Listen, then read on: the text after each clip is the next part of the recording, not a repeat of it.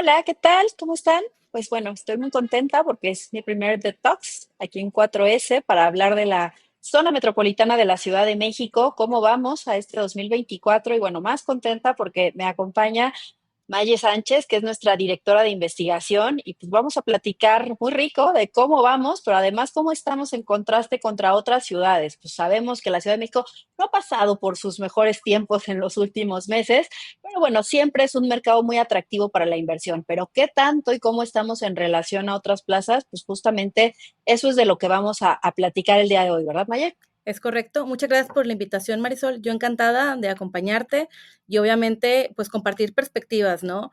La Ciudad de México es tu reino, sé que lo conoces mejor que la palma de tu mano y como ya comentaste, la Ciudad de México es una zona de alto interés, debiera ser de alto dinamismo, pero ha habido ahí unos temas, hay unos tropezones en el camino que pues es precisamente lo que queremos empezar a vislumbrar hacia dónde debemos de llevar la ciudad.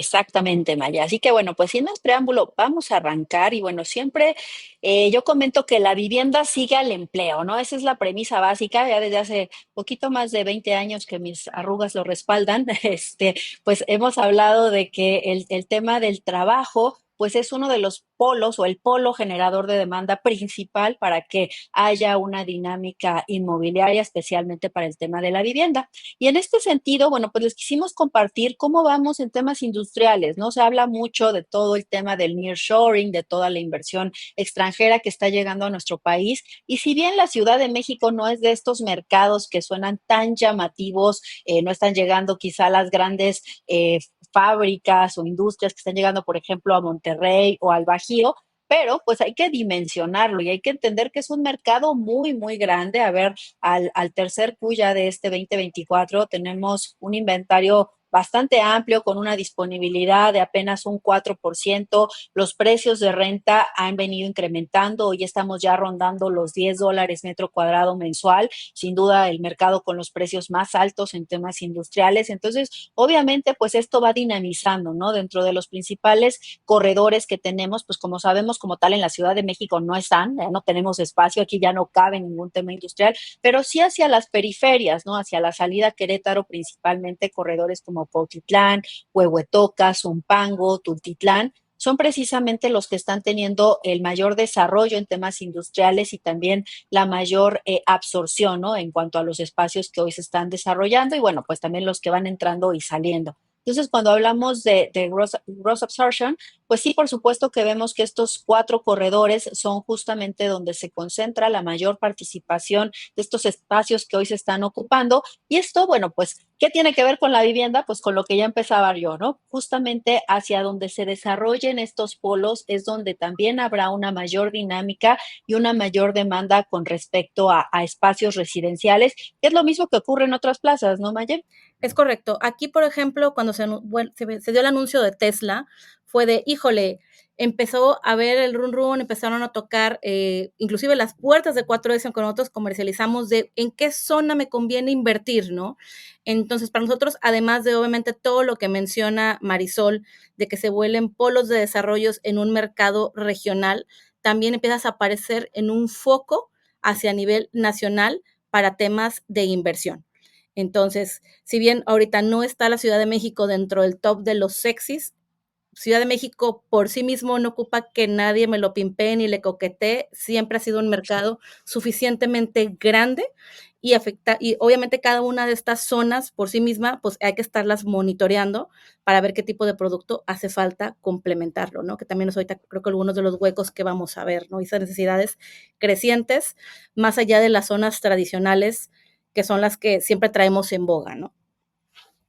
Justamente, ¿no? Y aquí hay un factor bien interesante que no quiero dejar de destacar, que es el famoso AIFA, ¿no? Estemos o no de acuerdo, pero bueno, al final de cuentas, nuestro nuevo aeropuerto, que ya ni está tan nuevo, ahí está y ha dinamizado la zona. Cuando hablamos especialmente de un Zumpango, que hasta hace unos años era, sí, ahí es donde se hicieron estos grandes desarrollos de vivienda social, donde en algunos de los casos se dio el fenómeno de vivienda deshabitada, pues bueno, tenía como ese estigma Zumpango y hoy cambió completamente, ¿no? Hoy vemos que justamente por su cercanía con el AIFA, se ha vuelto un corredor bien interesante donde, bueno, pues hay muchas empresas buscando tierra para temas industriales, pero también el desarrollador inmobiliario tradicional está regresando diciendo, oye, ya está interesante porque ya hay fábricas, porque ya hay industria y por lo tanto va a haber una demanda de vivienda y quizá pues ya no vamos a volver a hacer vivienda de interés social tan social como la que teníamos hace unos años porque ya no nos dan los costos, pero bueno, sí que vivienda asequible, que es justamente lo que hace falta en la ciudad, ¿no?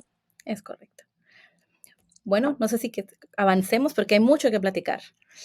Así es, Maye. Pues entramos ahora sí de lleno ya a la parte que nos compete, que es el mercado residencial. Y en este sentido, a mí me gusta siempre hacer esta comparativa de cómo estamos en relación a otras partes de nuestro país, a otros estados. Y bueno, uno de los principales indicadores, por supuesto, es el precio.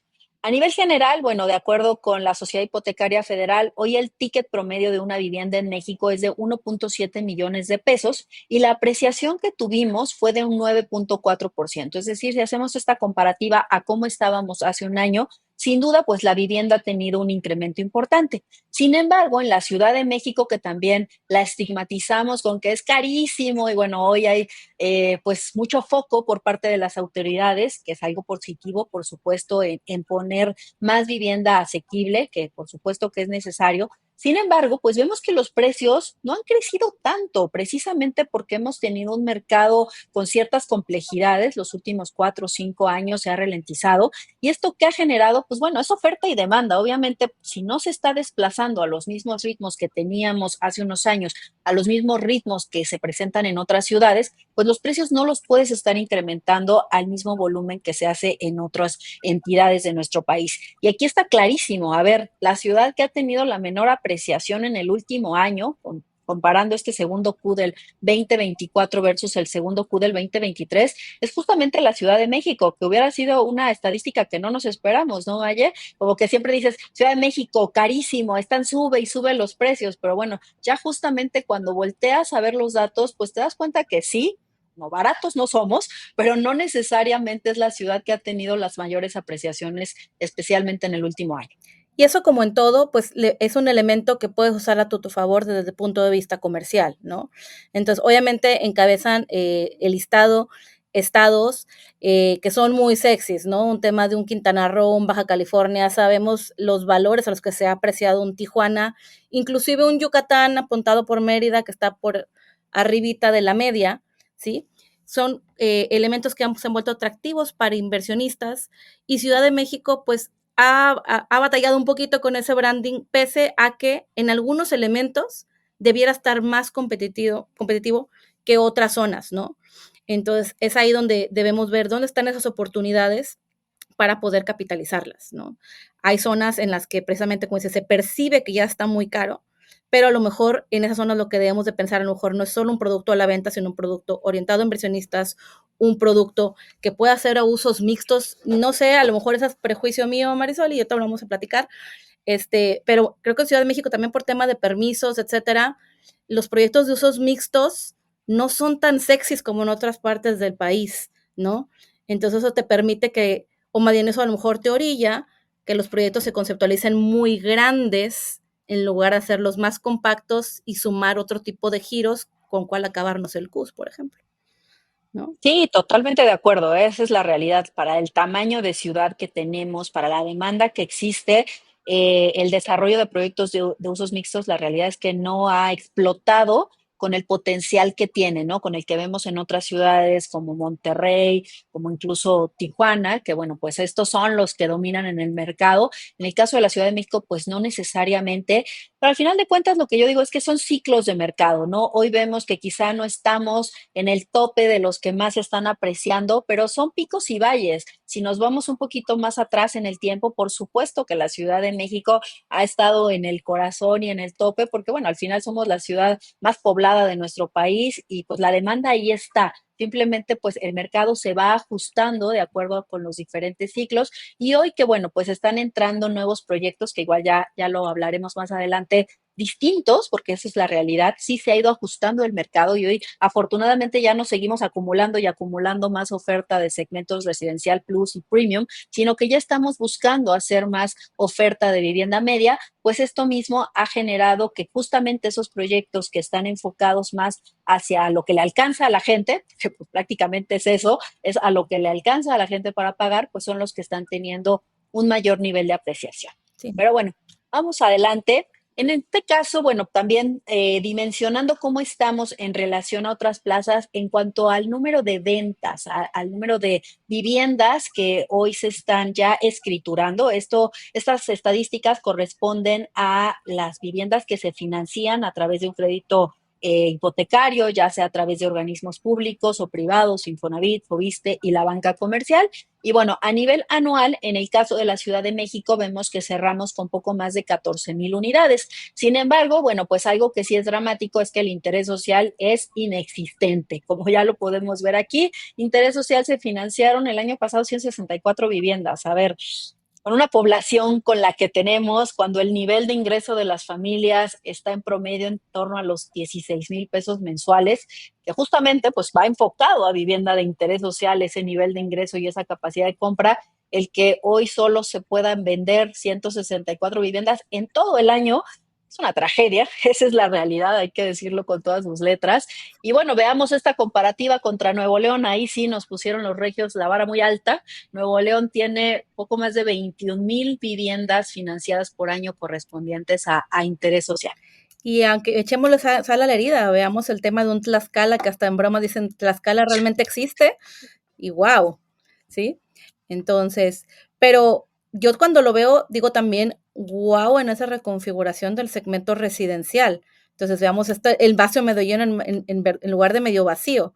Entonces, traemos una buena colocación, no necesariamente, obviamente, a la escala que necesitamos en Ciudad de México, ¿sí? Pero precisamente está cambiando el foco. En análisis previos de nosotros era realmente cuando Ciudad de México va a tener un empuje más hacia segmento residencial. Ahorita en los últimos 4 o 5 años era pues los números no nos dan, el producto tiene que ser residencial plus, el mercado va a tener que responder, el mercado va a tener, y ahora pues el desarrollador ya está empezando a entender el que se tiene que ajustar es él, ¿no?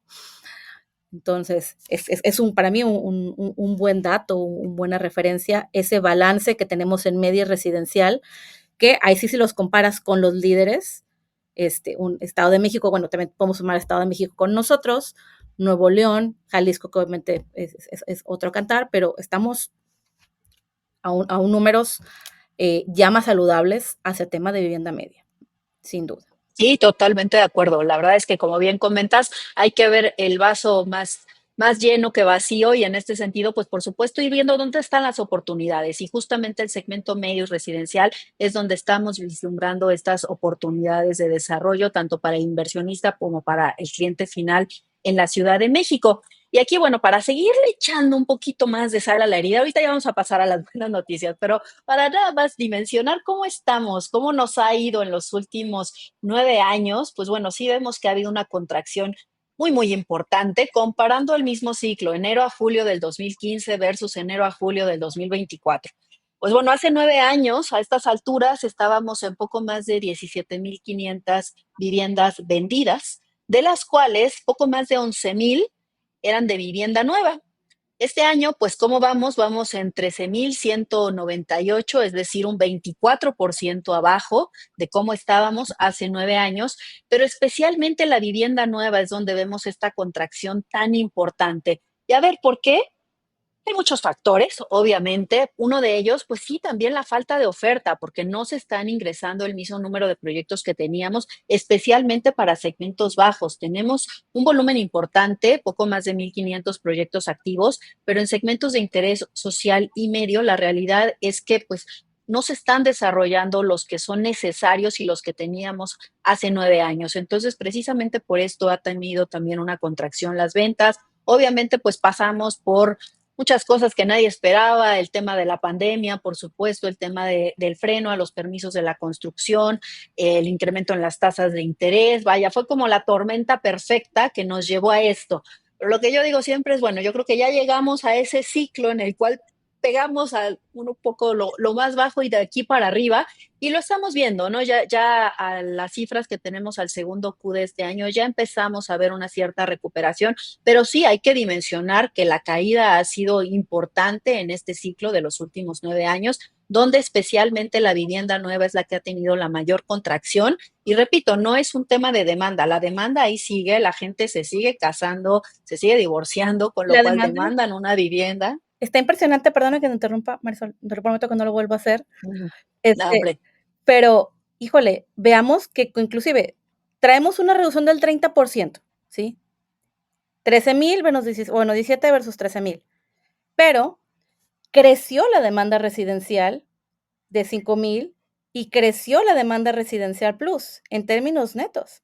Entonces, sí. nos está señalando, yo sé que traemos un problema de que al tema de quien vive allá nos falta vivienda, interés social y medio, pero fíjense cómo aún así el mercado está respondiendo, lo que no está respondiendo son los desarrolladores, ¿sí? Porque ese rango de precio, ese presupuesto se está ejecutando, se cree, se está ejecutando con la vivienda en reventa. Entonces, que es parte en la que luego hay que sensibilizar luego al cliente en el que dice, no, es que yo soy el único en la zona y voy a vender lo que quiera. El mercado responde a quiero una zona, quiero una ubicación, como dice Marisol, la demanda existe, pero no solo va a voltear a ver a lo nuevo y a veces tenemos ese sesgo de que se nos olvida que la reventa existe. Y diste el punto clave, Maye. Justamente el tema de las reventas ha crecido de forma exponencial. Hace 9 años, justamente, estábamos alrededor de un 55% nueva, 45% de usada. Hoy, pues bueno, ya vemos que se invirtieron esos papeles. Hoy se está vendiendo en la Ciudad de México más vivienda usada que vivienda nueva. Y tiene todo que ver con lo que acabas de mencionar, porque a ver, si un cliente tiene 3, 4 millones de pesos, a ver, no solo compito contra otros desarrollos que haya en la zona, sino compito contra muchísimas reventas, y la realidad es que reventas también de buena calidad. O sea, cuando hablamos de reventas, ya no es la casa viejita que tengo que remodelar, ya son incluso departamentos que se vendieron y que se construyeron hace 12, 15 años, que a ver, quizá no tendrán las mismas características de un proyecto nuevo, pero mal no están. Y sobre todo, pues dentro de la demanda, sabemos que los factores más relevantes para el consumidor son ubicación y precio. Entonces, si yo estoy en la misma ubicación o en una zona similar, con un ticket promedio también similar, pues por supuesto que voy a voltear a ver a la vivienda usada, donde en lo general los precios son más bajos, aunque también aquí hay que decirlo, han tenido una apreciación importante. Antes justamente veíamos esta diferencia en la cual la nueva iba creciendo a ritmos muy acelerados y la usada iba un poquito más lento, más rezagado. Hoy en México, en cifras nacionales, vemos que el incremento anual promedio es de un 9.5%, como ya lo veíamos hace un ratito, la vivienda un 10% y la usada 9.7%. Entonces ya casi están creciendo a la par, pero justamente va de la mano de la demanda. Como la gente está consumiendo más vivienda usada, pues esto ha provocado que los precios estén teniendo también mayores apreciaciones. Y ya nada más por último, Marisol, fíjate que lo de haber visto, ¿no? Pero no sé qué tanto de las personas que ahorita nos están viendo estén conscientes que en los segmentos residencial plus y premium, en donde la gente todavía valora más el tema de la ubicación porque tiene un presupuesto para comprarse en la ubicación que ellos buscan, ya están vendiendo producto usado ya con tu remodelación, ¿sí? Eso para mí fue un hallazgo increíble. Ya después lo empecé a ver en otras ciudades del país, pero el primer lugar donde lo vi fue en Ciudad de México. Dije, wow, personas con 15 millones te venden la casa en la ubicación. No te gusta, te lo vendo con el proyecto de remodelación que le va a sumar 2 millones más, ¿sí? Entonces tú fírmame con los 17 y yo te entrego tu casa nueva en 4 meses, como tú gustes. Y yo, wow, No, está qué impresionante. visión de entender realmente las necesidades del mercado desde un punto de vista de oportunidad de negocio hacia la línea informal. Dije, qué profesionalismo en Ciudad de México hasta en la informalidad, caray, ¿no? Justo, sí, es que justamente se ha sofisticado, digamos, el mercado secundario, y eso pues lo deben de tomar en cuenta los desarrolladores, por supuesto. O sea, el desarrollador que voltee y diga, quiero un estudio de mercado y nada más voy a voltear a ver los 4 o 5 proyectos que tengo en las inmediaciones, Está totalmente fuera. A ver, nosotros lo vemos, ¿no? Todos los días en los estudios que llevamos a cabo en las consultorías, que especialmente Maye, que anda viendo todo el país, pues bueno, cada vez los estudios los tenemos que hacer más elaborados y más complejos, porque hay muchas variables. Ya no tu competencia es nada más lo de aquí. Puedes ir comparándote incluso con otras zonas, con otros atributos, ¿no? Porque hoy el mercado pues ya toma en cuenta otras variables más allá de solo ubicación y precio. Y bueno, en cuanto a las alcaldías, ¿cuáles son las que tienen mayor demanda? Pues las más céntricas, en este caso, pues obviamente el tema de las distancias juega un papel muy relevante en todos los lados, en todos los mercados inmobiliarios, pues, pero especialmente en ciudades complejas en cuanto al tránsito, como lo es la Ciudad de México. Por supuesto que estar en zonas bien comunicadas, pues es un atributo que valoran mucho los consumidores. Y es por eso que Benito Juárez y Cuauhtémoc son las que dominan hoy en la participación de ventas en toda la Ciudad de México. Benito Juárez, pues ya es una de tradición, ¿no? Esta es de toda la vida, colonias como la del Valle, la Narvarte, pues siempre son muy demandadas por nuestro consumidor y además estas son muy flexibles, digamos, ¿no? Porque en Benito Juárez puedes encontrar proyectos muy enfocados a millennials, a gente joven, pero también muy familiar, o sea, encuentras dentro de la zona escuelas, parques, servicios, que todos estos atributos hacen que la gente pues quiera vivir dentro de esta alcaldía. Y en segundo lugar, Cuauhtémoc, que esta sí ha sido una que ha ido resurgiendo en los últimos años, especialmente corredores como lo son Corredor Reforma, que Corredor Reforma, pues bueno, hablamos de la Tabacalera, la Juárez, la Cuauhtémoc, la misma colonia Cuauhtémoc, donde, bueno, pues ha habido un boom importante en los últimos años y proyectos tanto de alta como de baja densidad, lo que ahora sí que los usos de suelo te vayan permitiendo, obviamente sobre las avenidas principales los de alta densidad, pero también hacia las inmediaciones de las colonias encontramos proyectos chiquitos de 20, 25 departamentos, pero que la realidad es que están teniendo buenos desplazamientos, pero uno de los principales atributos es justamente esto, ¿no? La ubicación, donde pues la principal amenidad del proyecto se vuelve justamente la ciudad, ¿no? Y esto creo que no es algo exclusivo de la Ciudad de México, lo vemos también en otras ciudades como Monterrey, ¿cierto, Maye? Es correcto. De hecho, parte de cómo hemos ido evolucionando los análisis es entender que cada zona tiene como un ADN que a veces desde la perspectiva de un desarrollador no lo logras ver. Hay una percepción de un distrito educativo en donde esa variable es la que tiene mayor peso y rige. A veces también puede estar en una ubicación donde toda la zona está dotada de área verde, pero tu terreno en particular tiene menos frente que los demás y es donde ahí te impacta, ¿no? Entonces, la Ciudad de México ha sido un desafío y estamos en constante reglamentación y aprendizaje junto con Marisol en entender de estos corredores que son los líderes, pero qué mejores prácticas podemos entender de ellos para poder hacer ciudad en los demás, ¿me explico? Y entender cómo podemos reconfigurar esos productos para que un Coyoacán tenga el dinamismo de un tema Cuauhtémoc, ¿no? Que no se siga de alguna manera esos polos de alguna manera, jalando todo el mercado, porque si no, pues sigue siendo esa percepción de la ciudad, todo lo demás está muy lejos, etcétera, ¿no? Y como dice, lo estamos viendo, ahorita intento aterrizarlo obviamente a las alcaldías que señalas, pero ese mismo ejercicio pues lo hemos estado haciendo tanto en Monterrey como en Guadalajara, como en Tijuana, y el resto del país, Querétaro, por ejemplo, un Cibatá que antes se pensaba lejísimos y ahora Cibatá por sí mismo es un centro respecto a otros pueblos Sí. de desarrollo de Querétaro, ¿no? Entonces, hay muchos aprendizajes al entender por qué se vende más en unas zonas una vivienda usada versus la nueva, más allá de los elementos que tú tienes en tu producto y que tenemos que trabajar en ellos. Sí, por supuesto. Y además también hay un tema de escasez de suelo. A ver, y exacto, todos quisiéramos seguir desarrollando en la Benito Juárez y la Cuauhtémoc porque están probadas, pero pues ya no hay terrenos y la tierra es carísima. Entonces, ¿qué nos queda? Pues ver cómo le hacemos para dinamizar el resto de las zonas y de las alcaldías, justamente buscando cómo replicar estos atributos. Y bueno, ¿cómo hemos estado en las ventas? Por esto yo les decía que yo ya me siento más optimista, optimista pero realista. A ver, sí, seguimos con una contracción importante, muy lejos de las cifras que teníamos hace 9 años, pero bueno, al menos ya no estamos cayendo tanto, ya como que medio nos estabilizamos en torno a las 3,000 unidades vendidas, 3,000, 3,500 por trimestre, hablando de segmentos medio hacia arriba, ¿no? Entonces ya no vemos estas caídas estrepitosas y más bien lo que estamos notando es una reconfiguración en cuanto a los segmentos de mercado. En este caso, el residencial del que ya hablaba Maya hace un ratito, pues es el que está empujando más la venta en la Ciudad de México. Hoy tenemos pues que al trimestre se están vendiendo alrededor de 1,400 viviendas, que es un mercado bastante interesante. A ver, no es poca cosa, 1,400 unidades.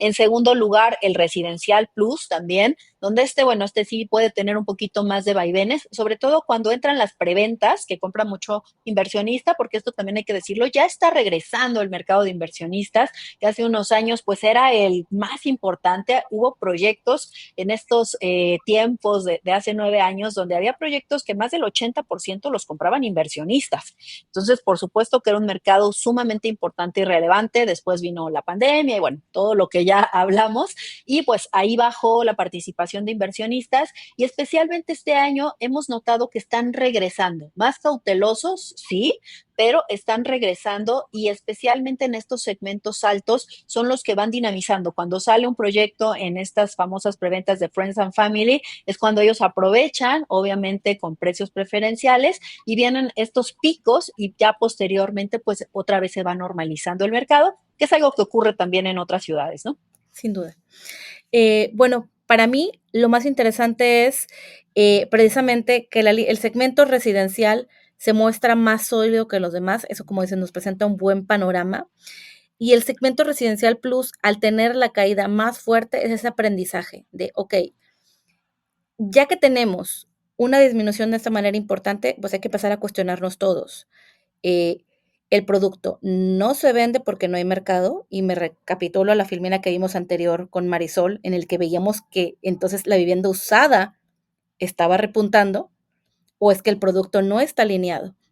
Yo cuando estábamos platicando Marisol y yo acerca de tener esta reunión, le dije, nosotros hemos hecho análisis en otros países de Latinoamérica, en donde he tenido discusiones con ciertas cámaras, es que me dicen, es que cómo ustedes recomiendan que sigan desarrollando producto si tenemos 10 años de inventario. Le dije, híjole, pues que si tienes 10 años sin vender algo y le proyectas que van a estar otros días sin venderlo, pues ahí el tema que tienes que entender es que ese producto no se va a vender, ¿sí?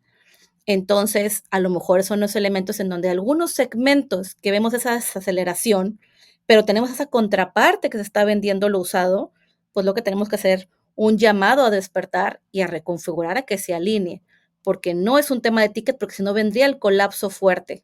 ¿Me explico? Se está colocando ese rango de precio, pero el producto no está cumpliendo necesidades de demanda. Entonces, es ahí donde tenemos Totalmente. que echarle una buena pensada.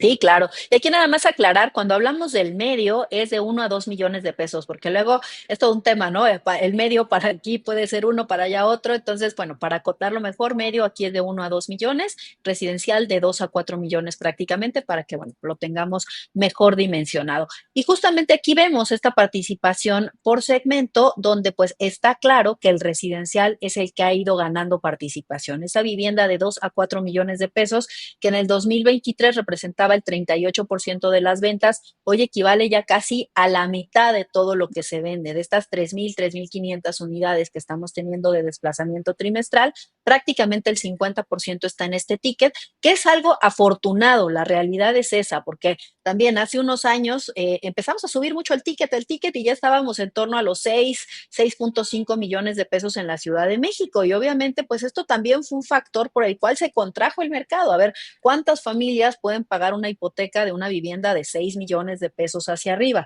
La realidad es que no tantas, y aún con que tengas el mercado de inversionistas, pues no era suficiente. Entonces ya entendimos que tenemos que volver más asequible la vivienda y reconfigurar, y ojo, no es hacerla más barata, es hacerla más funcional, ¿no? A lo mejor el precio por metro cuadrado sí ha tenido un incremento, pero el tamaño de las viviendas le hemos tenido que ir reduciendo justamente para poder entrar dentro de este ticket, que es lo que sí puede pagar la gente, ¿no? Vivienda entre 2 a 4 millones de pesos, digo, ya quitando los segmentos sociales y económicos, que por supuesto de esa hay mucha demanda, pero es muy complejo desarrollarla por costo de la tierra, el costo de la construcción y todo lo que esto conlleva. Pero si nos vamos al siguiente escaloncito, que es justamente el medio y el residencial, pues ahí es donde vemos una gran oportunidad y afortunadamente en el caso del residencial sí ha tenido un crecimiento importante en los últimos años, como ya hablaba, pues hoy ya casi la mitad de todas las viviendas corresponden justamente a este segmento.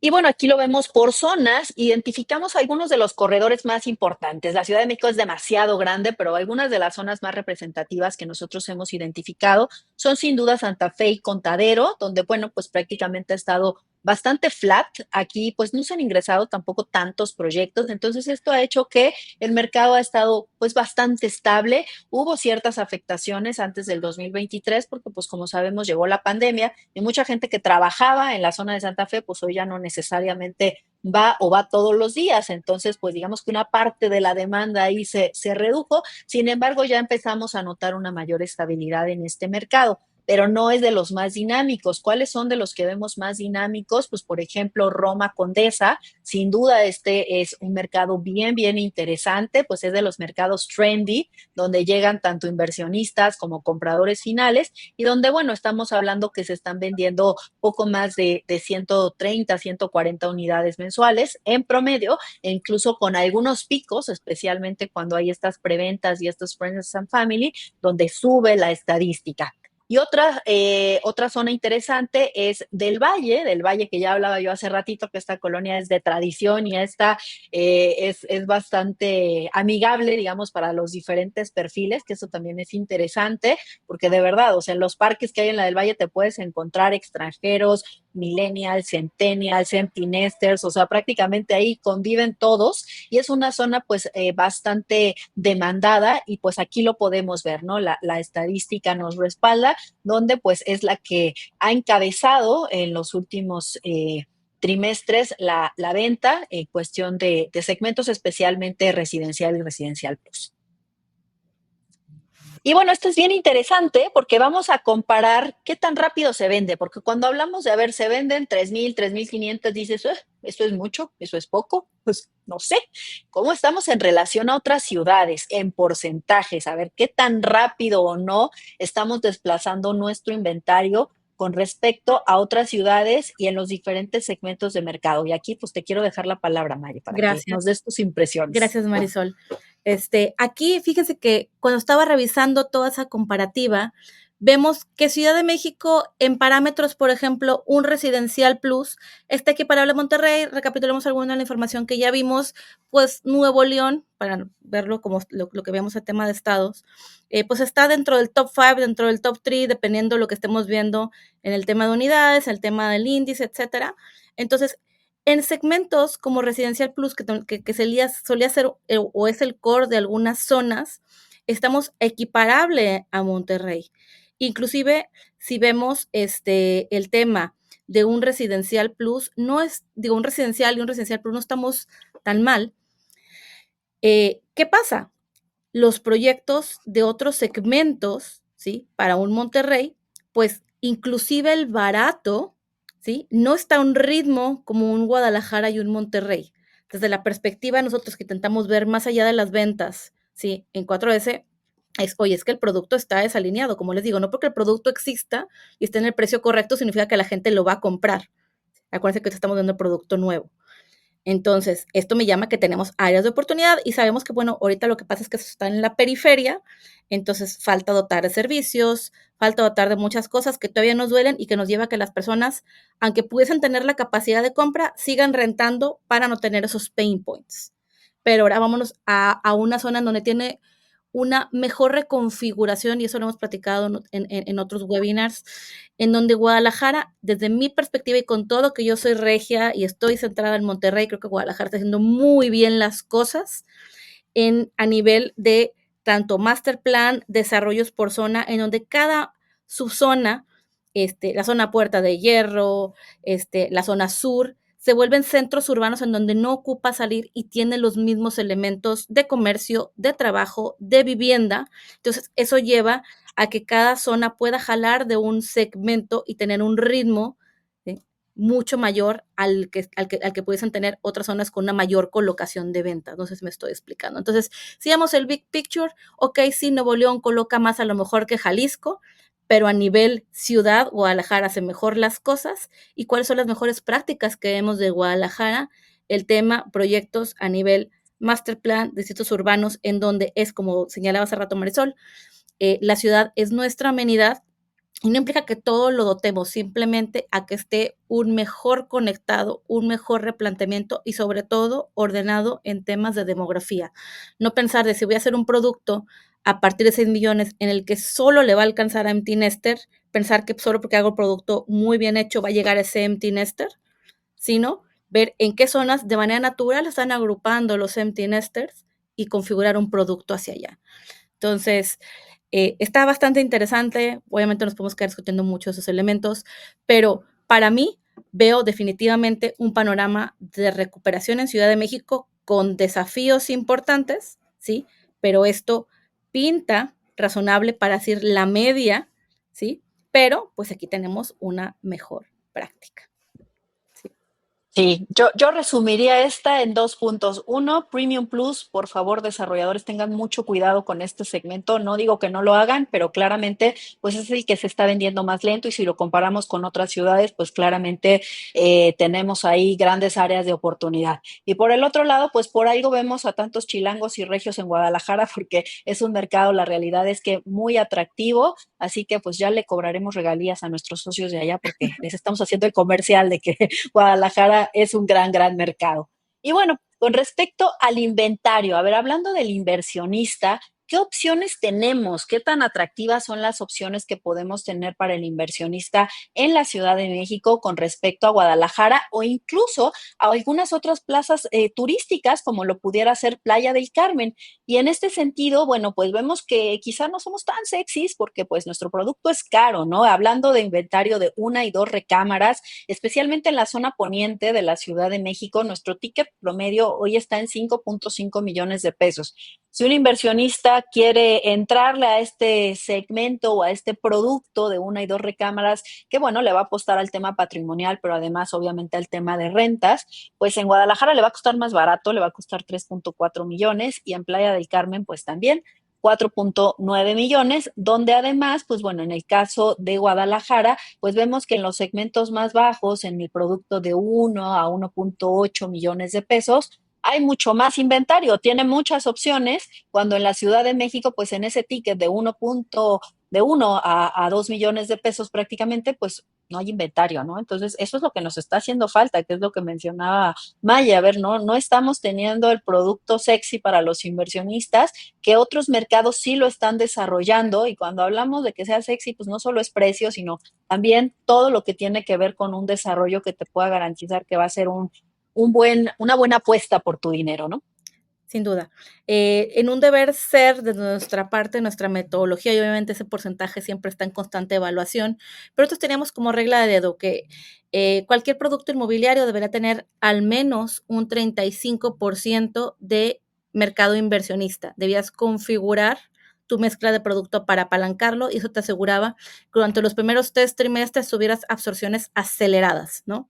Entonces vemos esa mejor práctica precisamente en esas dos plazas que estamos mostrando. Playa del Carmen y Guadalajara. No significa que no tengan producto premium, inclusive en Premium Plus. Aquí lo cortamos a 10 millones porque tiene mucho menos. Y aquí también. Pero el core está aquí, ¿me explico? Hacia donde podemos jalar inversionistas para tener esa aceleración, como les menciono. Entonces, cuando solo pensamos en el tema del usuario y de alguna manera dejamos débil el mercado inversionista, ¿qué pasa? Pues lo que vemos en Ciudad de México en muchas zonas son muchos proyectos. Están a un ritmo constante, pero no con esa absorción de arranque tan necesaria para tener ese crédito puente en un estatus saludable, por así decirlo, ¿no? Entonces, ¿por qué? Porque nos falta ese inversionista que nos meta el punch durante el primer año. Así es, y bueno, aquí comparamos algunas otras zonas, cómo estamos en inventario y cómo estamos en ticket promedio, y aquí otra vez le estamos haciendo comercial a Guadalajara, porque, pues, ¿qué pasa con Guadalajara? Pues tiene bastante inventario, en inventario de 1 y de 2 recámaras, poco más de 10,000 unidades, y con un ticket, la verdad es que bastante accesible, 3.4 millones. Si esto mismo lo comparamos contra algunos corredores principales de Ciudad de México, como pudiera ser el corredor Reforma o Roma y Condesa, que pues son los que normalmente los inversionistas se sienten más atraídos, pues vemos que el ticket promedio pues sí es mucho más alto, nos vamos a más de 6 millones de pesos, con lo cual, bueno, pues a pesar de que sí vas a tener una buena rentabilidad y plusvalía, pero pues si yo lo comparo contra otras ciudades como Cancún, Playa del Carmen o Guadalajara, pues digo, oye, pues allá hasta me puedo comprar dos, ¿no? Le pongo un poquito más y ya me alcanza para dos departamentos. Y eso es justo nada más para irnos rápido, que tengamos en ese sentido de esos 10,000, híjole, entonces, ¿qué pasa? ¿Guadalajara está haciendo una burbuja inmobiliaria? No, básicamente está estimando, ese inventario es para 2 años y medio. ¿Me explico? Entonces, ¿cuánto tenemos en nuestras zonas con ese inventario rezagado? Entonces, hay que pensar cómo esa mezcla debe absorberse en un tiempo adecuado, ¿no? Que a veces luego el producto solito no necesariamente se va a absorber, ¿no? Así es. Y si hablamos de una recámara, pues otra vez Roma y Condesa es el que lidera los precios. Nos vamos a más de 6 millones de pesos. Santa Fe y Contadero y la del Valle rondan los 5 millones. Y si esto, y bueno, el ticket promedio de una recámara en la Ciudad de México es de 4.4 millones de pesos. Entonces, de poco a poco estamos generando más producto por debajo de estos 4 millones de pesos, pero bueno, justamente por todo el inventario rezagado que tenemos de proyectos que se desarrollaron hace unos años, es que todavía tenemos este ticket pues un poquito alto con respecto a lo que vemos en otras ciudades. Y bueno, todo esto que ha generado, ¿no? Pues también se ha hablado muchísimo del tema de la gentrificación, de todos los cambios económicos, sociales. El gobierno ahora está muy preocupado. Bueno, pues está preocupado, pero también está ocupado, cosa que yo celebro porque está dentro de la agenda el tema de la vivienda, que es algo que sin duda necesitábamos, que nos pusieran en el tope de la agenda y que se generaran acciones y obviamente pues iniciativas para poder incentivar a esta industria tan importante. Y en este sentido, bueno, pues ¿qué hemos visto? ¿Cuáles han sido los efectos de esta llamada gentrificación? Pues obviamente el tema de incrementos en los precios de la vivienda, no solo en la venta, sino en el alquiler, el desplazamiento de ciertos sectores de la población, cambios sociales, económicos, el uso del idioma, el uso de la divisa y cambios en general en toda la diversidad cultural. ¿Y qué acciones son las que hoy se han llevado a cabo? Pues bueno, ya ha habido modificaciones a la Ley de Vivienda de la Ciudad de México. Tenemos, por ejemplo, que hace un par de semanas ya se autorizó el tema del tope del precio de la renta, un tema, pues bueno, muy ¿cómo decirlo? Pues Controversial. todos opinamos al respecto, exactamente, esa era la palabra, muy controversial. Pero bueno, al final de cuentas, la realidad es que la mayoría de los contratos formales ya tenían esta cláusula que va a seguir incrementando conforme a la inflación. Creo que a quien más le pega es justamente a todo ese mercado que no estaba regulado, que a ver, en Ciudad de México hay muchísimo y yo creo que en todas las ciudades. Ese es uno de los grandes retos de las rentas, que a ver, de todas las rentas, alrededor del 30-40%, de acuerdo con datos de INEGI, tienen un contrato. Todo el restante es mercado informal, o sea, es este que sí, yo te rento la casa, pero no hay un contrato y si mañana te la quiero subir a un 30% más la renta, pues ahí es donde vienen los problemas. Entonces, vaya, yo creo que está bien que esté regulada, pero obviamente pues también hay que motivar el que tengamos un mercado mucho más formal en este sentido. Está también la parte del registro digital de contratos de arrendamiento, que va de la mano de lo que acabo yo de mencionar, para que justo podamos dimensionar y visibilizar de una mejor manera de qué tamaño es este mercado y cómo podemos irlo regulando, pero regulando obviamente en beneficio de todas las partes, ¿no? Del arrendador, pero también del arrendatario. Y bueno, con esto la producción pública de vivienda de arrendamiento, donde el gobierno pues también está justamente buscando producir vivienda para personas de menores ingresos, incluyendo trabajadores, madres solteras y adultos jóvenes. Entonces, estas han sido algunas de las acciones que hoy ya se han implementado o que están en proceso de, en el caso específico de la Ciudad de México, para, bueno, pues de alguna forma contrastar o contrarrestar los efectos de esta gentrificación. Pero bueno, a partir de esto, ¿qué oportunidades vemos? Y aquí te cedo la palabra. Perfecto. Bueno, aquí en títulos grandes, el inventario presenta una tendencia a la baja en todos los segmentos. Entonces, ya de entrada el foquito, entonces ya empezamos a ver el balance. Si veíamos que el 50% de la colocación de las ventas está en el segmento residencial, pues de entrada ocupamos una línea de reemplazo. Vemos la proporción precisamente del segmento premium y residencial plus, no al mismo ritmo de absorción. Entonces, eso nos lleva a evaluar desde un punto de vista más estratégico para nosotros tomar decisiones como desarrolladores, qué realmente de ese inventario entra como competencia, si nosotros somos parte de ese inventario, qué reconfiguración tenemos que hacer, ¿no? Pero si vamos a nosotros apenas a desarrollar, ver que es donde está concentrándose el producto, entonces ese producto no está alineado, ¿sí? Entonces, ¿por qué? Porque digo, se está colocando, entonces para mí es algo importante que tenemos que señalar. Gracias por pasar aquí la siguiente, nada más para cerrar esa misma idea. Entonces, como les decía, generalmente cuando hay un proyecto nuevo, ¿sí? Es cuando a las personas lo pueden adquirir más porque está todo el tema de la preventa, obviamente dar los anticipos, el tema de lo que es el pago de cuotas previo, ¿sí? Entonces vemos como esa proporción, el inventario nuevo es el que tiene una mayor absorción, una mayor agilidad. Entonces, todas las estrategias tienen que ir de la mano a que ese producto, el inventario total o el inventario, más bien el inventario viejo no se empiece a rezagar y esa rotación adecuada de inventario. Entonces, no vamos de entrada a la par respecto al total. Hay mucho inventario como rezagado. Entonces, ver que si estamos en una línea de que estamos colocando la cantidad de unidades de 3,000, 4,000 y solo el inventario nuevo nos representa nuestra amenaza y queremos ser bien rudos y bien agresivos, hay un año de inventario. Eso es obviamente el escenario más upbeat, ¿sí? Pero definitivamente, veamos las cosas como decimos, un vaso medio lleno. Tenemos un año de inventario.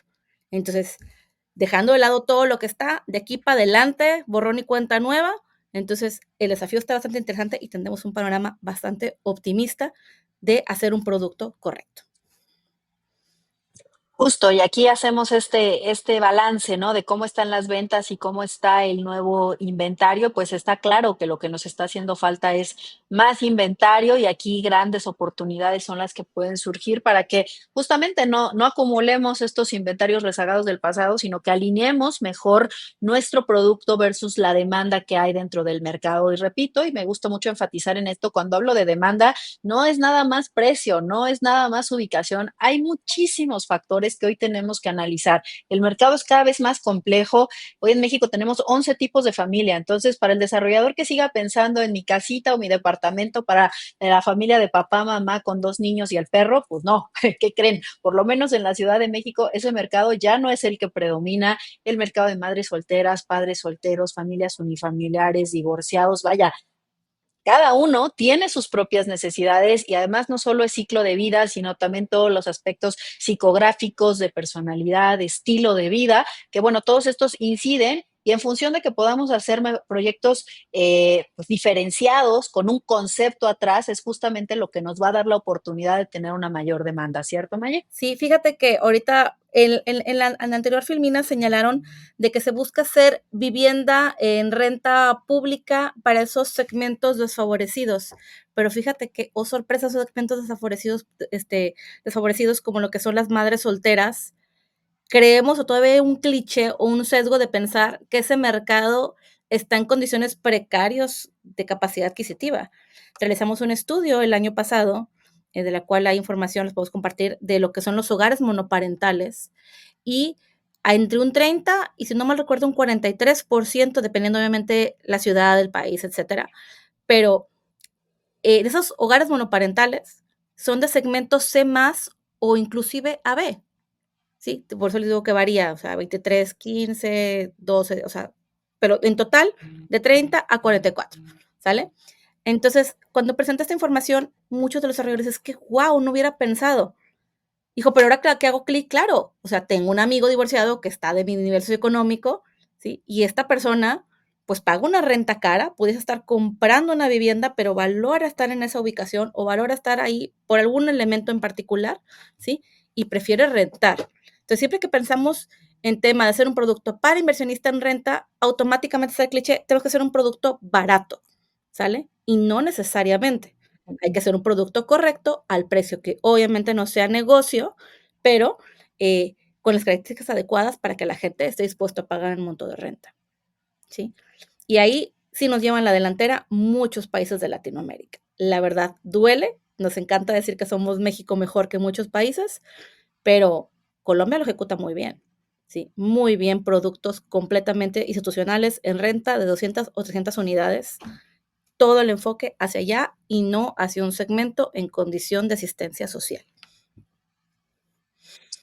Así es, Maya. Y bueno, aquí vamos a ver algo, pues la verdad es que bastante revelador y positivo, justamente ya hablando de oportunidades. Debemos que, de acuerdo con el tiempo que llevan en el mercado los proyectos, cómo vemos la relación conforme a las ventas, ¿no? ¿Qué tanto se está vendiendo el producto nuevo versus el producto rezagado? Y la gráfica, pues bueno, dice todo. Claramente el producto más reciente, el de 1 y hasta 12 meses que se lanzaron al mercado, que seguramente pues son preventas, son precisamente los que están teniendo los mayores niveles de absorción y bueno, donde los precios por metro cuadrado se han de alguna forma estabilizado, ya no son estos precios tan altos que veíamos hace algunos años, sino que bueno, justamente como hemos ido adaptando también la superficie y tenemos productos ya de 35, 40, 50 metros cuadrados, con un valor por metro cuadrado en torno a los 55, 60 mil, pues eso hace que pues ya podamos entrar dentro de este segmento residencial que es el que está empujando al mercado actualmente. Y aquí lo vemos en velocidad de ventas, donde pues otra vez está bastante claro que el producto que tiene menos de un año de haberse lanzado, todos los desarrollos que llevan un año que empezaron a vender sus unidades, pues son precisamente los que están teniendo la mayor velocidad de ventas y no tiene que ver solo con que los estén absorbiendo los inversionistas, porque como ya lo mencionamos, ya bajó su participación, regresaron, pero no al ritmo que traíamos hace unos años. Entonces, sí está comprando también el consumidor final y eso es algo interesante y bastante revelador, porque a ver, sí, para todos es complicado. Si tú platicas con un inmobiliario, saber si me cuesta trabajo, pero sí está comprando la gente. El consumidor final, por supuesto, que le sigue apostando a tener un patrimonio, porque además, pues la necesidad ahí está, ¿no? O sea, no es como que te lo vas a quitar, no es como comprar cualquier otro bien o servicio de este es opcional. Pues no, la vivienda no es opcional, sí o sí necesitas, ya sea en compra o en renta, y esto pues está bastante claro, ¿no? Que los proyectos más recientes son justamente los que más están vendiendo y obviamente los que tienen mayor antigüedad pues son los rezagados, son los que se les quedó ya el producto caro o que no estaba alineado con las características y demanda del mercado y pues esos sí son los que no la están pasando tan bien. Y si esto mismo lo vemos por zona, pues bueno, está claro que Corredor Reforma tiene un porcentaje de oferta reciente bastante alto, más del 50% de su inventario actual es inventario que se incorporó durante los últimos 3 años y es justamente uno de los que tiene la mayor velocidad de absorción con índices en torno al 2.3%. Hay quien luego no le entienda estos porcentajes, pues es básicamente cuánto vendes al mes, pero no en volumen, sino en porcentaje. Por ponerles un ejemplo, de cada 100 unidades estaríamos hablando que vendes 2.5 en promedio en Corredor Reforma aproximadamente. Y en el caso de Nuevo Polanco, por ejemplo, no tenemos tanto oferta reciente, solo el 23% de la oferta actual corresponde a producto de menos de 3 años y la velocidad de ventas es de 1.4%. Sin embargo, pues otra vez son ciclos porque ya vienen nuevos proyectos de desarrolladores grandes y conocidos y bien posicionados que van a incorporar nuevo inventario a Nuevo Polanco, pues ya seguramente lo veremos para el 4Q de este año. Y bueno, aquí vemos también el tema de los productos con tickets más asequibles, pues han mostrado claramente el mayor dinamismo, todo lo que cae entre el segmento medio y residencial, pues ahí está clara la gráfica que está el pico más importante. Y ojo, aquí pues tiene mucho que ver con lo que hablaba Maya hace un ratito. A ver, no necesariamente lo más barato, el económico, además de que no hay mucha oferta, lo que hay pues no necesariamente está conceptualizado a las necesidades del consumidor, así que no necesariamente es lo que más se vende. Hoy lo que más se está desplazando es segmento medio y segmento residencial. Y si esto mismo lo vemos en superficies, pues es producto de 40 a 70 metros cuadrados, donde está el pico más fuerte en cuanto a los volúmenes de absorción, donde el precio por metro cuadrado igual está en torno a los 60,000 pesos. Estoy yendo un poquito más rápido porque, bueno, pues si no, nos van a cortar, Maye, pero ¿qué podemos ver con respecto a la funcionalidad? Por ejemplo, en la anterior gráfica veíamos el tema de las dimensiones, que entre 40 y 70 es donde hay un mayor ritmo de velocidad. Aquí vemos cómo ya en esos metrajes empieza la funcionalidad de 2 recámaras. Entonces, a veces que yo les digo a desarrolladores, oigan, hay una oportunidad de hacer producto de 55, 2 recámaras, una área flexible, 2 baños. No, eso no se puede. Aquí está claro, el mercado está dispuesto. Me dice, la gente no va a querer comprar. Entonces, siempre que se para ese tema de a mí que me gusta versus lo que el mercado necesita, y mantenernos en el precio adecuado, y es donde realmente se ven las oportunidades. Si hacemos memoria, generalmente una recámara lo veíamos de una manera mucho más dramática en proporción hasta metrajes de 80 o 90 metros cuadrados en varias zonas de Ciudad de México. Entonces, ahorita básicamente estamos viendo que el mercado se va corrigiendo y se va orientando más a lo que ocupa ese usuario final. Así es. Y bueno, pues con todo esto ya los bombardeamos de mucha información y aquí nos podríamos seguir yo creo que todo el día, pero tenemos que dejar guardado para la siguiente edición. Así que con todos estos datos sí que vemos oportunidades, que de eso se trata, ¿no? De justamente ver que pues, en un mercado tan grande y tan dinámico como la Ciudad de México, pues claramente hay oportunidades. ¿Cuáles son estas? Pues la creciente demanda, el aumento de la población y la urbanización en la Ciudad de México pues es en el principal motor. Esto nos va a impulsar una mayor demanda de vivienda y esto sin duda pues representa oportunidades muy importantes para la inversión en bienes raíces. Y aquí hablamos no solo del cliente, sino también, por supuesto, del desarrollador. A ver si ya lo decía yo un poco en broma hace ratito, que hay muchos chilangos que se están yendo a desarrollar a Guadalajara. Ok, les está yendo bien, hay buenos números, pero a ver, no necesariamente te tienes que salir de la Ciudad de México. Aquí teniendo un mercado tan grande, de verdad, que sigue habiendo oportunidades. No es fácil, pero bueno, haciendo bien las cosas, entendiendo bien el mercado y sobre todo, pues tomando muy en cuenta las necesidades del consumidor y alineando esta oferta versus demanda, por supuesto que sigue siendo un mercado atractivo para desarrollar más vivienda. El desarrollo de espacios comerciales, pues obviamente también todo el tema de oficinas y locales comerciales que como sabemos cambió a partir de la pandemia, pero otra vez con un mercado tan grande y tan voluminoso como el que tenemos aquí, con todas las empresas, porque al final de cuentas, pues seguimos siendo el eje donde está el mayor volumen de empresas como tal, de servicios, y bueno, pues obviamente eso requiere mayor volumen de oficinas y de locales comerciales, y por supuesto que aunque cambió con respecto a lo que teníamos en tiempos prepandemia, pero sigue siendo una oportunidad de desarrollo. Todo el tema de proyectos infraestructura, propiedades ubicadas cerca de centros de transporte, pues sin duda es lo que va a tener una mayor oportunidad. Hoy las necesidades del consumidor cambiaron. Hace unos años era cómo vas a hacer vivienda sin estacionamiento en la Ciudad de México, inaceptable, o sea, no hay manera. Bueno, pues hoy tenemos ya un volumen importante de proyectos sin cajón de estacionamiento, pero a ver, ojo, que tengas esta movilidad, que tengas estos servicios de transporte masivo, que afortunadamente ahí sí la Ciudad de México está dotada, donde tenemos metro, metrobús, donde, bueno, incluso todo el tema de bicicletas ahora se ha dinamizado mucho en los últimos años. Entonces, justamente estas se vuelven también amenidades para el desarrollo, es parte de las amenidades de la ciudad. Tener todos estos servicios y toda esta infraestructura se vuelve algo sumamente valorado también por parte del consumidor. Todo el tema turístico y de hospitalidad también, pues el tema, por supuesto, de Airbnb, si bien pues hace unos días ya vino este tema de la regulación, también muy polémico el tema. Sin embargo, bueno, pues eso no va a evitar que sigan llegando los turistas y que los turistas vayan a seguirse hospedando tanto en hoteles, pero pues también en departamentos, ¿no? Aunque hoy pues se dice que no vas a poderlo rentar más del 50% del tiempo de las noches año para plataformas, pero bueno, al final de cuentas, el otro 50% sí, y bueno, pues esto va a derivar también una demanda importante, sobre todo en corredores como la Roma y la Condesa, que son muy, muy atractivos para este tipo de segmentos.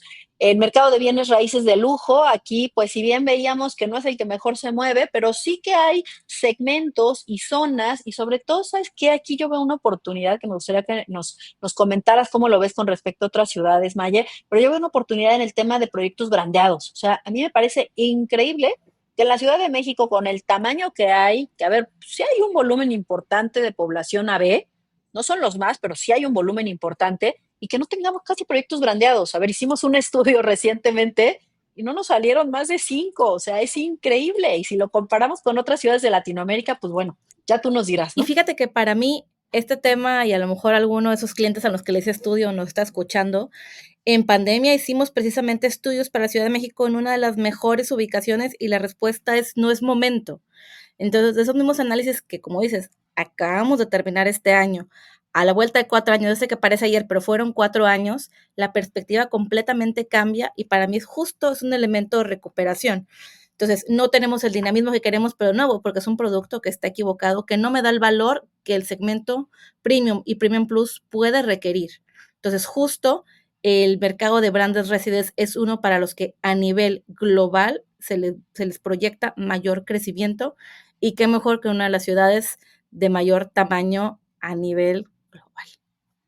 Por supuesto Así es. que nos hacen falta. No en cualquiera, no de todos. Ya sé que suena comercial, pero obviamente no estoy diciendo todo el mundo ponga uno, pero de que el mercado se está recuperando y que ya hay una oportunidad que hace 4 años no existía, sin duda. Así es, y bueno, para cerrar, pues, ¿qué otros temas? Por supuesto, todo el tema de avances tecnológicos y la inteligencia artificial, que eso nos da para otro webinar, pero por supuesto que esto también representa una oportunidad importante, y todo el tema de renovación urbana. A ver, ya lo hemos venido hablando a lo largo de toda la charla, uno de los grandes problemas, porque sí, eso es un problema para la Ciudad de México, es que no tenemos terrenos. O sea, ya la ciudad está a tope, ya no tenemos terrenos. Entonces, pues bueno, esto no es algo nuevo, se ha dado en muchísimas ciudades del mundo y tenemos que empujarlo más en la Ciudad de México, todo el tema de renovación urbana, ¿no? Hoy también, pues, algunos de nuestros clientes llevan a cabo proyectos de reconversión, sin embargo, son los menos. O sea, con el tamaño de la Ciudad de México, con las oportunidades que hay, la realidad es que ahí es donde vemos también un área de oportunidad importante en toda esta renovación urbana, que además, pues bueno, te va a dar ciertos beneficios como lo hemos visto en otras ciudades, ¿no, Maya? Y precisamente para cerrar esta misma idea, es que en esa renovación urbana es ahí donde tenemos que orientar hacia el tema de innovación. Nos da miedo meter ciertos giros desde el punto de vista vertical, que en Ciudad de México pues es lo que debe de ser, ¿sí? Entonces, por eso yo les hablaba en el inicio de ver elementos de usos mixtos, porque hay mucho más giros que podemos empezar a meter para que realmente haya una renovación urbana y no nada más una reincorporación de oferta de vivienda, que a lo mejor por la ubicación va a tener que ser muy cara para que sea negocio. Si realmente distribuyes y ves otro tipo de giros que nos ayuden a acabarnos el CUS, obviamente apegado a regulación, y también implica cambios de incentivos gubernamentales, pero hay que sacudir a la Ciudad de México de ese estado de confort, por así decirlo, porque hay desarrolladores que hacen muy bien las cosas. Entonces, como hacen muy bien las cosas, lo replican, lo replican, lo replican hasta que ya no les fue bien, ¿no? Entonces, creo que es el aprendizaje que desde fuera, desde no ser una persona de Ciudad de México, vemos, ¿no? No, y sumamente valioso, Maya. Aquí, bueno, pues vemos algo de los tickets promedio. Aquí, pues, les vamos a compartir la presentación, por supuesto, pues ver que el segmento residencial plus ha estado bastante flat, en torno a los 63, 65,000 pesos por metro cuadrado. El que ha tenido la mayor apreciación es el medio, que pasó de 37 a 41, y bueno, lo mismo para segmentos altos. Pero bueno, se nos acabó el tiempo. Aquí les vamos a dejar el código QR para que puedan descargar la presentación, por supuesto. Y bueno, ¿alguna reflexión final, Valle? Pues tenemos desafíos importantes, pero creo que a lo largo de la presentación ambas quisimos demostrar que Ciudad de México ya no es ese gigante dormido que todo mundo le encanta decir. Entonces traemos desafíos, pero oportunidades hay, y está una clara línea de recuperación. Entonces hay que todos ponernos a chambear, sin duda. Exactamente, mejor dicho, imposible. Pues con esto cerramos. Les dejo mis datos también. Aquí está el código para que puedan contactarnos, y nos va a dar muchísimo gusto poder compartir con ustedes. Constantemente estamos publicando información a través de nuestras redes sociales, información de muchísimo valor acerca de la oferta, de la demanda y sobre todo de las oportunidades de inversión para este gran sector que es el inmobiliario. Muchísimas gracias. Gracias, Marisol, por la invitación. Hasta luego. Gracias a ti, Maya.